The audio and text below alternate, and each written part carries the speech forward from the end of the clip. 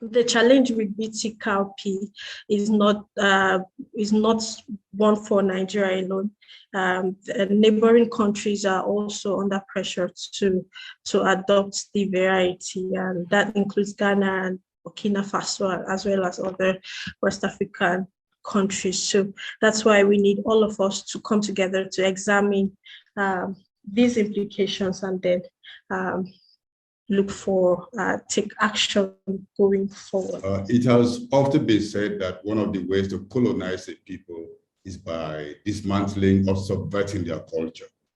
This pathway is also effective for building dependency and disrupting the systems that organically secures the health of populations in our countries. In terms of agricultural and food systems, the disruption is most effective when staple crops such as cowpea or beans are targeted, appropriated through patenting and presented as mere merchandise. Today, we see unrelenting forces seeking to control our food and agricultural systems with attendant disregard for indigenous knowledge, natural cycles, biodiversity, and livelihoods of communities. Designing or engineering beans to kill insects is simply making the beans an insecticide. So insecticidal beans can also kill non-target organisms. And that even the target pest can develop resistance. In the same vein, when crops are genetically engineered to withstand herbicides, we cannot ignore the fact that they kill other plants and microbial life, and not only the so-called weeds. So these modifications interfere with the webs of life in ecosystems. One concern that cannot be overlooked is that this genetically engineered variety will utterly contaminate natural varieties through cross-pollination. This means that even where a farmer chooses not to grow the GM variety, they'll be forced to harvest GM varieties because of cross-pollination and contamination. But most of these genetically engineered events are prepared overseas and brought for testing in Africa. And yet our researchers boast that we are adequately equipped and innovative to accept these throwaway technologies. Promoters of these technologies fight against strict liability clauses in national biosafety laws. They don't want strict liability in our laws. We've seen this in Nigeria, the struggle in Zambia, and in Uganda. In fact, in Uganda, that has a strict liability clause, they are calling the government, or the promoters of GMOs are calling the government of Uganda as being anti-science. Can you imagine that? And there are attempts to overlook the precautionary principle, which is the bedrock of biosafety regulation. See, people's right to choose what variety to plant and what food to eat is absolutely breached by the introduction of the GM beans, a staple and critical source of protein for our people. The right to choose is eliminated because our food systems do not allow for labeling. You can't label the way our foods are being sold by the street sides and village markets. And our people should not be ambushed to eating any risky material. So we call on farmers across Africa to reject Bt cowpea seeds and continue to protect our food system as they've done. In terms of biodiversity, when you introduce a genetically modified plant, for example, genetically modified beans, nobody can go to the market and see a GMO beans seed and say, okay, this is GMO. It cannot identify by physical examination. Talk about health impacts. Most of the documents or reports that people use to make arguments that GMOs are safe are extremely selective. As a scientist who studied the risk of GMOs will tell us there are so many health risks because so many experiments have been carried out, and there's been a lot of silencing of scientists in the labs, in the universities, in research institutes who called out the harms that come from these products. We have a right to defend our health by eating plants, crops, foods that are useful to us and not ones that are alien to our environment.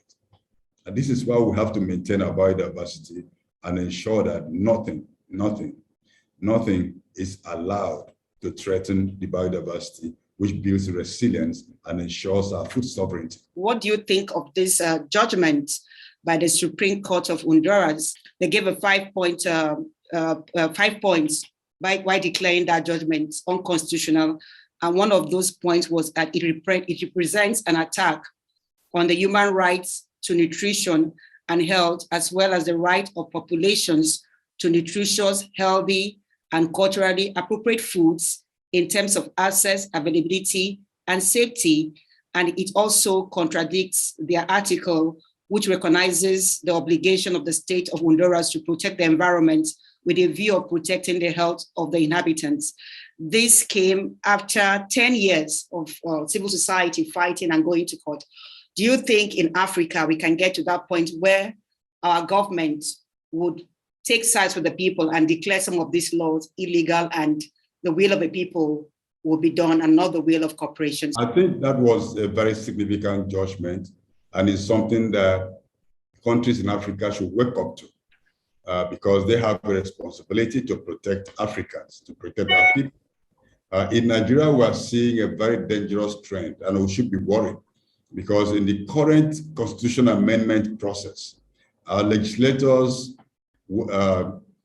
manipulated to eliminate the right to food from our constitution, from the amendment. That is something to be worried about because the right to food is a universal right. It's a universal human right. And it's not something for nations to pick and choose to decide whether to allow or not. The same with the right to water. I was so shocked that when the United Nations was voting on the right to water, some countries in Africa decided not to vote for it. They voted against it. And this is extremely embarrassing and shameful. Now, the Honduras judgment underscores the fact of the precautionary principle. It also underscores the fact that we have a right to choose what to eat and what not to eat.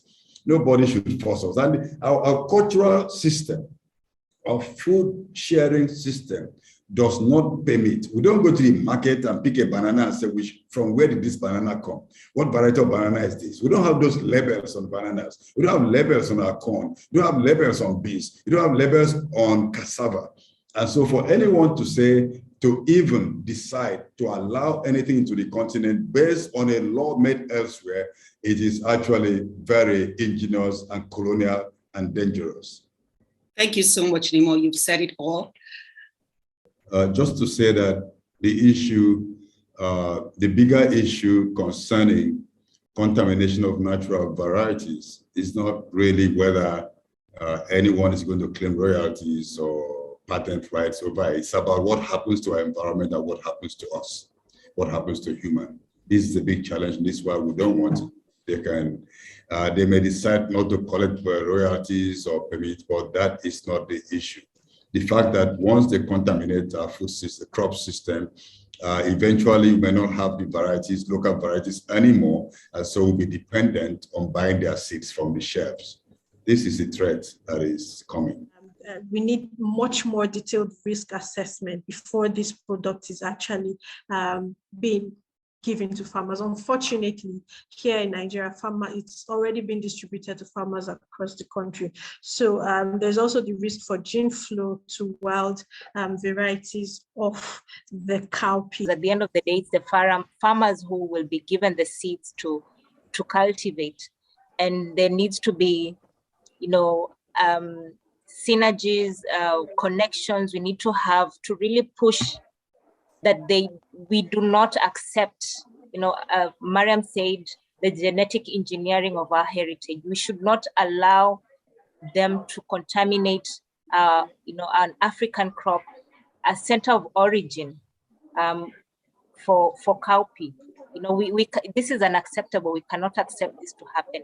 We still continue to call for the ban of GM cowpea in Nigeria, the ban of GM cowpea in the rest of Africa.